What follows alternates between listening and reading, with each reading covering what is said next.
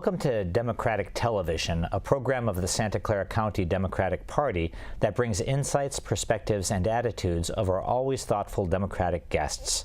Our focus today is on young Democrats, and with us as our guest is Emily Ramos, who's the president of the Silicon Valley Young Democrats. Welcome to the show. Good to be here. Thank you for coming. So, Emily, often with our guests, we like to help the Democratic community sort of understand the many different places that our activists kind of come from, what brings them to community life. And so if you wouldn't mind telling us a little bit about yourself, your background, your family, where you've lived, and where you went to school, things like that. Okay. So I grew up in Fremont, California. My parents immigrated here from there, immigrated to here from the Philippines before I was born. I since moved to Mountain View, good home of Mountain View. Wonderful. And I got involved after the 2012, well, during the 2012 re-election of President Obama.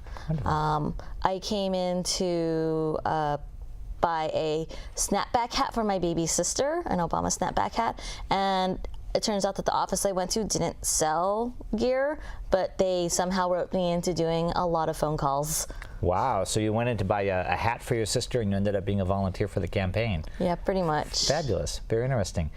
In Fremont, was your family involved in community life as leaders in the community? Because I know both you and one of your sisters are involved in our local Democratic Party efforts. Yeah, my parents, interestingly, are not involved in politics at all. They fled the Philippines from a dictatorship, essentially, when out of fear of martial law happening.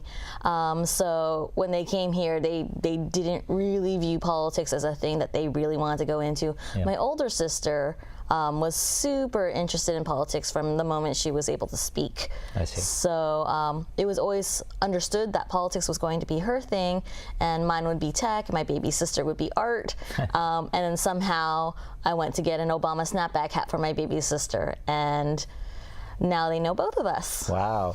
So it's interesting. I'm curious, how did someone manage to engage you and from such a casual interaction? Did you see something in the office that struck you? Did you have a conversation with someone that inspired you? Largely, it was a very persistent field director. His name was Brandon Lee. He essentially guilted me. He threw a bunch of numbers about how much phone calls would equal this many votes, and how many votes would have taken to switch over Al Gore instead of President Bush. So it made it seem like you were responsible for President Bush. No, it was just like, if you made this many phone calls, you could prevent the next Bush. Wow. And they gave me a slip where I could say when I was available. And I was like, I'm available at this time and this time and this time to make phone calls. And they signed me up for all of them. Wow, fabulous. I just didn't want to say no, and so I just showed up every day. Wow, what a great recruiter of volunteers. I think it sounds like you made a pitch that made you feel like that you should do something, and also that if you did something that it could matter. Wonderful. Good. In growing up in Fremont, was your family connected to an immigrant community there, or was your experience, would you say, kind of more typical California? Not necessarily immigrant community. My entire family seemed to have immigrated along with the rest of my family. My grandparents, they actually first immigrated here, and then one by one they petitioned each of their children to come here. I see. Yeah. And there was 13 of them. So you ended up part of an extended family that had made it to the U.S. Essentially, so we all lived near each other. Fabulous. Whether it was Fremont or Union City or San Leandro. You mentioned a career in tech. Did you go to a technical training, through a technical schooling? Yes, I graduated. My college was California Maritime Academy. Oh, interesting. And I graduated with mechanical engineering there. Ah, interesting. I'm also a mechanical engineer. We may have had that connection, made that connection in the past. Did your schooling include any at-sea training or any on-ship training? Yes, they required us to go out to sea for, we did 2 student cruises, which we had our own ship called the Golden Bear. Wow. Training ship Golden Bear. And it was a twin diesel medium speed engines. and then I had to do a commercial cruise with, I did APL, American Presidential Alliance. They're a cargo container ship.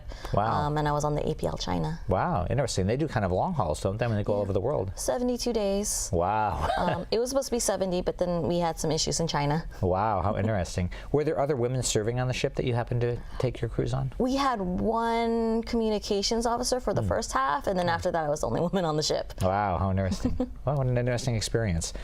Has that informed your community life, your experience in the Maritime Academy or your training at sea? It's interesting. In my school, it was actually more red than blue. More so than the rest of the Bay Area. The Bay Area is very famously very deeply blue. Liberal, right? Yes. Like if you're not a Democrat, then you're probably like libertarian, not right. Republican. But you found a more conservative setting there at school? A little bit more. On my freshman year, it was 2004 elections, and it was the first time I saw someone cheer that George Bush won. Wow. It was the weirdest thing. Wow. Yes, how interesting. Well, good. And since moving to Mountain View, I know you've been active in a number of things, and including serving as president of the Silicon Valley Young Democrats. What brought you to be involved with that group? So I remember how there was a field director that was very insistent on volunteering. Yes. Afterwards, after the campaign, he chose to run for ADEMS. Ah, okay. And it was the first time I've ever heard of anything like ADEMS. Yes. Explain for viewers what that is. Many will know, but others won't. Assembly District Election Meeting. Yes. So he ran to be a delegate to the state convention, the state party. And he just happened to know that I lived in 8025 at the time. And he's just, those things are just, it's all about turnout. Or right. You need it's to a get caucus people, kind of meeting, right? You get the person who gets bodies to show up will prevail, right? So I showed up for the first time. That was a little bit more of a controversial ADEM, 8025 back in 2013. Yes, I remember. There was the big primary fight between Mike Honda and Ro Khanna. I see. Yeah, and that expressed itself a little bit in that election. It was very expressive in that ADEMS, and I was wondering, I've never heard of anything like ADEMS. I thought it was a decent Democrat, and then his name was Brandon Lee. He recommended that I go to Silicon Valley Young Democrats and learn more about what's going on with the inner workings of the party. That's interesting. So as an entry point to sort of the party side as opposed to the campaign side, what did you find? What was your experience as a new person first coming to Silicon Valley Young Democrats? I thought it was a very fun group. They're very supportive. One of the big things was they really wanted to support young people seeking office. I believe in my second meeting, we early endorsed Evan Lowe when he chose to run for assembly. I see. And it was at the time a little bit of a rare thing for young people to run for office. Right. And I'm happy that like in my time since then, that's not as rare anymore. We've had many young Dems into office. We have not only just Assembly Member Evan Lowe, we endorsed Assembly Member Mark Berman, who got into office, Corey Wolbach, and we had a lot of other young Dems run for office. Oh, Anthony Phan and Milpitas. So a lot of members and other young Democrats supported by the club have been successful in recent election cycles. So that's very interesting. What sort of things do the Young Democrats do? You mentioned they're very supportive, especially of young Democrat candidates. What sort of support do they provide? So we're known as the army of people who knock on doors. Ah, good. We, being young and not exactly set in our careers, we do what we have a lot of time, not a lot of money. Right, more time than money. So we do a lot of invasions and a lot of knocking on doors for local candidates. And what would an invasion entail? What would that be like? An invasion is actually a grouping with other Young Dem clubs. So we do some partnerships. I think the biggest partnership we have is usually with Peninsula Young Democrats. I see. And they're a little bit up north. We actually share the Mountain View, Palo Alto, and maybe Sunnyvale area with them. Sometimes Santa Clara too. And then there's also South Alameda County Young Democrats who, by the sound, Southern Alameda County. Yeah, so they kind of touch on our county on that end. Are you, so the invasion then is sort of a coordinated effort. You sort of leverage your own volunteers by coordinating with other clubs. That's an interesting approach. Oh, good. And so in the time that you've been in the club, obviously you've kind of come to be the club president. How did you decide to get involved in leadership, and how did that come about? I just wanted to be able to put in the time to make the club better. And so that's why I initially was club secretary, and then I eventually became membership director, and then president after that. What advice would you have for club officers, not just the Young Democrats, but club officers generally? Like, what things have you found that have worked to help to grow the club or make it be more active or successful? You get out what you put in.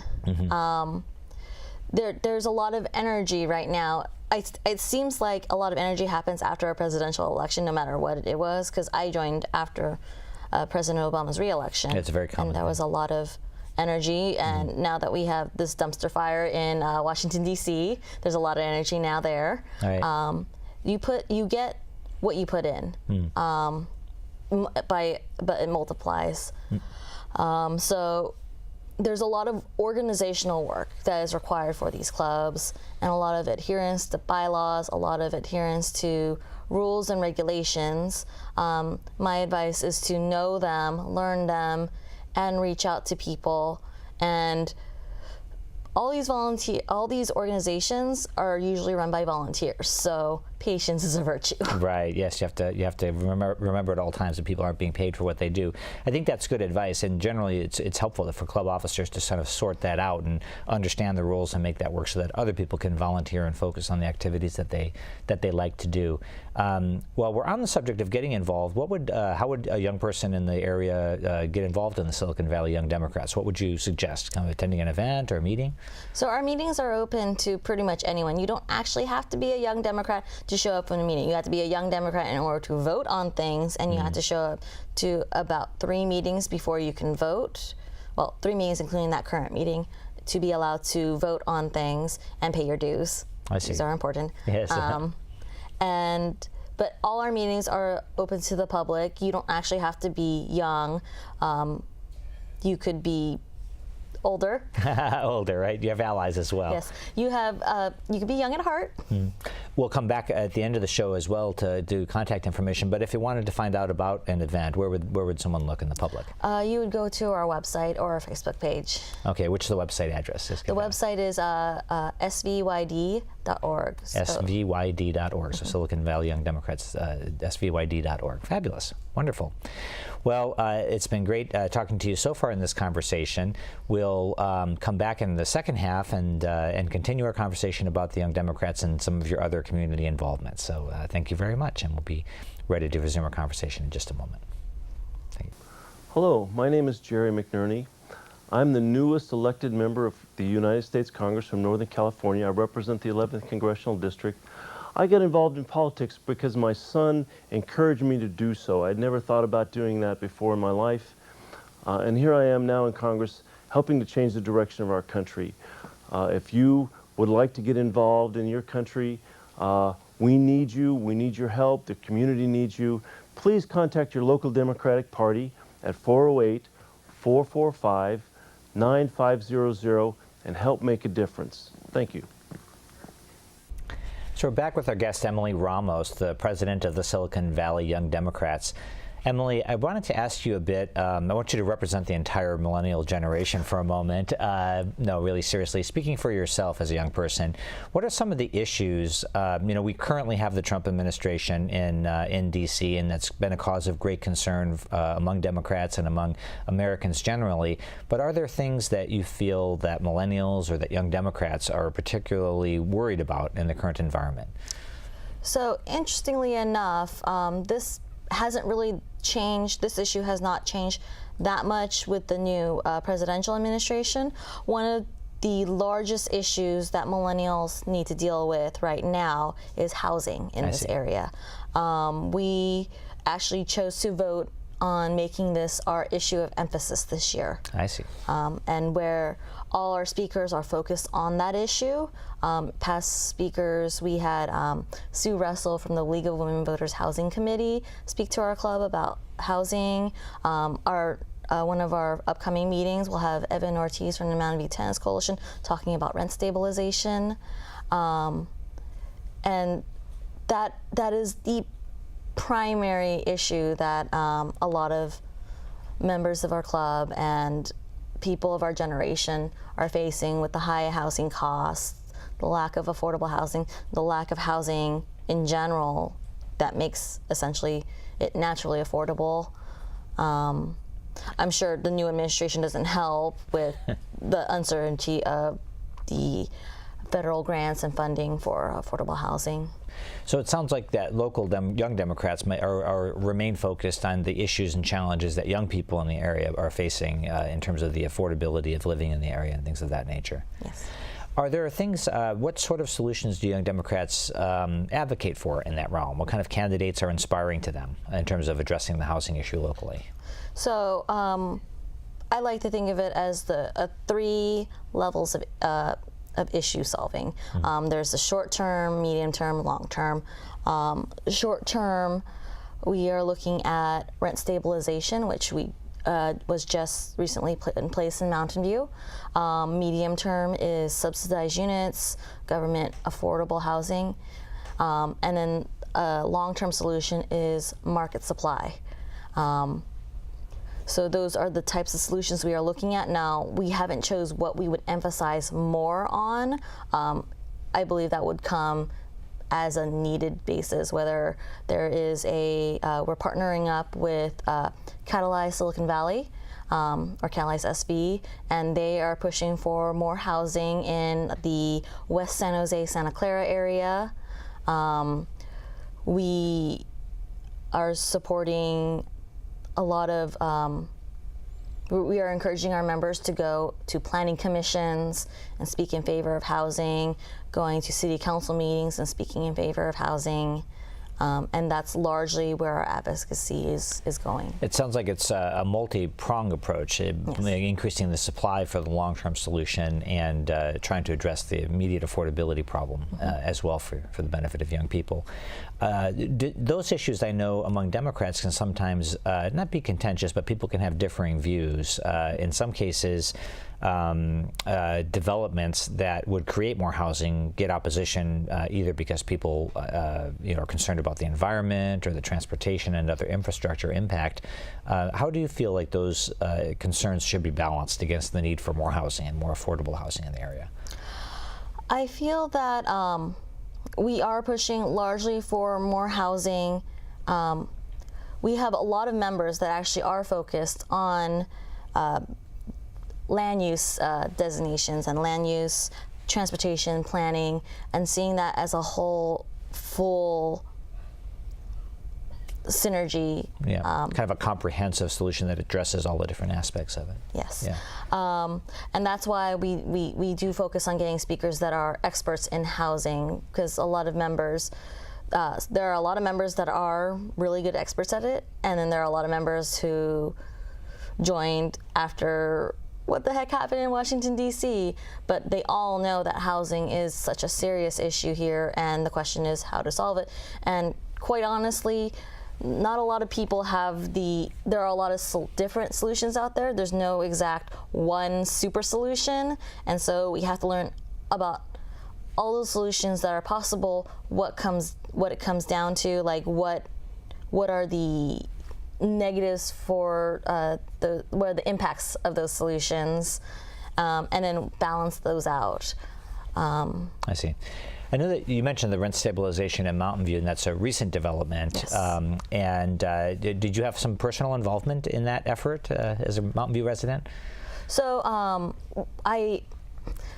Young Dems, we volunteer for a lot of campaigns. I actually volunteered very heavily in a council campaign here in Mountain View. I see. And that candidate supported Measure V, and so there was a lot of support going that way. I see. And a lot of people who supported the same things we were dealing a lot with. What does the rent stabilization entail? Often in the kind of the mainstream media, one hears the idea of rent control expressed in a way that makes it seem like an old idea or maybe a radical idea. Is rent stabilization something slightly different? And it's interesting to me that it's emerging again as a solution in our high-cost area. So when a lot of people think rent control, there's rent control, rent stabilization, rent regulation. when they think rent control, they think the New York style rent control where your landlord, you are not allowed to raise your rent at all, or like this is the rent that you have to set. I see. In California, we have a law called Costa-Hawkins, where it limits that you cannot actually tell someone that like you have to set the rent this, but it says that you could set it by a percentage every year. I see. So like a landlord cannot rate raise. limiter. Yes. Landlord cannot raise your rent, and it also exempts certain units, single-family homes built before 1995, and that was to discourage fear of building new units, because that was one of the big arguments against rent stabilization, is that, oh, if you do rent stabilization, no one's going to want to build anymore, but new units are essentially exempt. In Mountain View, it was Mountain View, Burlingame, and San Mateo. They all had measures on the ballot this year. I believe also Richmond and Alameda also. I see. Were they all successful as Mountain View or no? Mountain View, I believe, was the only successful one in the peninsula. I see. Unfortunately. San Mateo and Burlingame did not go through. But Mountain View is not the only rent-stabilized city in the peninsula. East Palo Alto had their program for 30 years. A lot of cities, actually most cities, had theirs for around 30 years. So at some point 30 years ago, a bunch of rent stabilization ordinance came into effect. It seems to be a growing wave with how bad the housing crunch is right now. I see. So rumors So the are experience of Pacifica. those cities that have, did it 30 years ago must have been studied as an example. Did that Yes. come up in the campaign in Mountain View? Question comparisons and analyses of what happened and the impact of rent stabilization in those communities that had done it so long ago. The joy of being very proud of your city is always believing that your city is completely unique. Right. Yes. So sometimes people look at like East Palo Alto, Mountain View is not East Palo Alto. Right. So the question is, why would you compare them? Mountain View is not West Hollywood. Mountain View is not, or the other one, Santa Monica. Well, did those other communities generally have a positive experience with rent stabilization? Did all the developers stopped building there, or was it mostly a positive experience? I mean, I'm pretty sure they're still developing in East Palo Yeah, Alto. right. I think they just built the new Amazon campus. Yes, it wasn't the end of the world for them. No, not really. Interesting. So now you've recently been appointed to a rental committee. Can you tell me the correct title of the committee? Oh, okay. So when Measure V passed, it set up, its a formal name is the Community Stabilization and Fair Rent Act. And one of the provisions of that act is the creation of a committee called the Rental Housing Committee. I see. That committee is appointed by City Council to essentially implement the rent stabilization program. It's a 5-member committee plus an alternate, and I was recently appointed to it. Fabulous! Congratulations. Thank you. That's great. What kind of who's on the board? I mean, who's on the committee? Did the measure specify the kinds of people who could be appointed, or did the city council decide? The city council were the people who appointed the members, and the law stipulated that you could not have more than 2 people who was either a landlord, a property manager, a developer, or a real estate agent I see. be on that committee. So no more than 2. We currently have 2. We have 1 landlord and 1 property manager. I see. It sounds like a big job. Is it meant to resolve disputes, or help the city council set policy, or help the city enforce the requirements, or all of the above? All of the above, but it's also, because we are the first committee, there's a lot of setup and implementation to do. We had votes on like our code of conduct. We had to decide who our chair. We had to decide our process and how we pick our chair. We had to decide on essentially what we call the petition process. So if someone would petition to the rental housing committee to either raise their rents, lower their rents, evict. There's a various reasons why you would submit a petition. We had to figure that out. We had to figure out the petition process. One of the biggest things is something called fair rate of return. That this came after a case, the Fisher versus the City of Berkeley, where Berkeley had a rent control ordinance that got shot down because the judge said that the landlord had a right to a fair rate of return, and so they updated their ordinance to come up with a standard of a fair rate of return. We now have to create our own standard of that in Mountain View. I see. So it sounds like quite a bit of setting up both substantive rules and procedures. Think of it as clarifying the measure. Right, yes. Yeah, and I guess that's always the case. There's always some implementation that's required. Well, that's very fascinating. I want to come back to the national picture. I understand that the Silicon Valley Young Democrats are focusing on this local issue of housing. In your experience, have many members become active in these resistance groups? There's a lot of organic groups that have popped up to try to oppose the Trump agenda and kind of speak up for democratic values on the national level. Have many young Democrats gotten involved in those groups, and if so, what has resonated with them, and if not, why would you say maybe not? So what the good news about these resistance groups is that they are people coming together after waking up at the dumpster fire that is Washington, D.C. Right. And realizing that they need to get involved. Now, if they happen to be a certain age range, which is the 14 to 35, they also look up that and see that there's a Young Democrats group. So have you had new members show up kind of in response? Yeah. You have. We had fabulous. a large amount of new members show up after the election because they were just like, I didn't want to be involved, but now I don't think I can legitimately not be involved. I see. Well, don't forget Brandon Lee's example and make sure they all get signed up to volunteer. Guilt them into it. Yes, exactly. Get them to step forward and help us in our fights. I should have mentioned earlier, you're also a member of our Democratic Central Committee. Congratulations. I know you've been appointed relatively recently, and we're glad to have young Democrat voices on our Central Committee. Well, it's been fabulous having this conversation with you. I appreciate your coming and being on the show, and best of luck in your work. If I remember, it's svyd.org is the website to find your events. And if someone wanted to email your executive board, how would they do that? Oh, it would just simply be eboard@svyd.org, and it gets sent to all our eBoard members. Very good. Easy for people to communicate with you. Well, thank you so much. Thank you for watching DTV. Give us a call at 408-445-9500 or visit our website at www.sccdp.org. Help us to make a difference. We'll see you on the campaign trail.